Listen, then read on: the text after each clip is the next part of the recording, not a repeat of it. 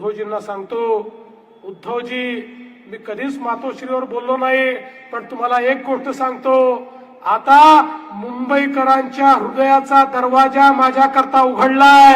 आता कुठल्याच दरवाजाची त्या ठिकाणी मला अपेक्षा नाहीये. हा सगळ्यात महत्वाचा दरवाजा या ठिकाणी मी उघडलाय. आणि आता हे नवीन मुंबई पॅटर्न सांगून राहिल्या.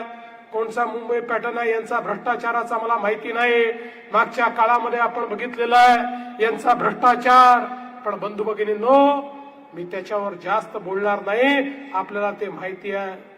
आम्ही तर मत मागतो जे करून दाखवलं त्याच्यावर.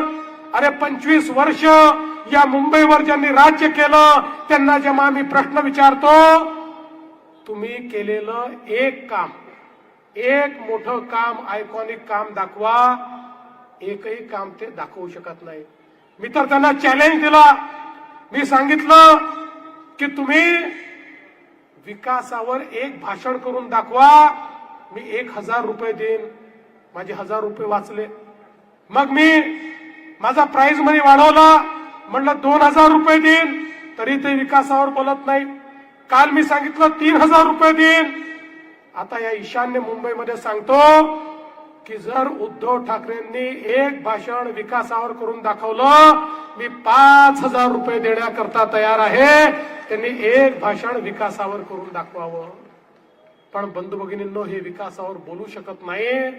आणि म्हणून या ठिकाणी महाराष्ट्रापासून मुंबई तोडण्याचं षडयंत्र वगैरे 30 रेकॉर्ड यांची चाललेली आहे.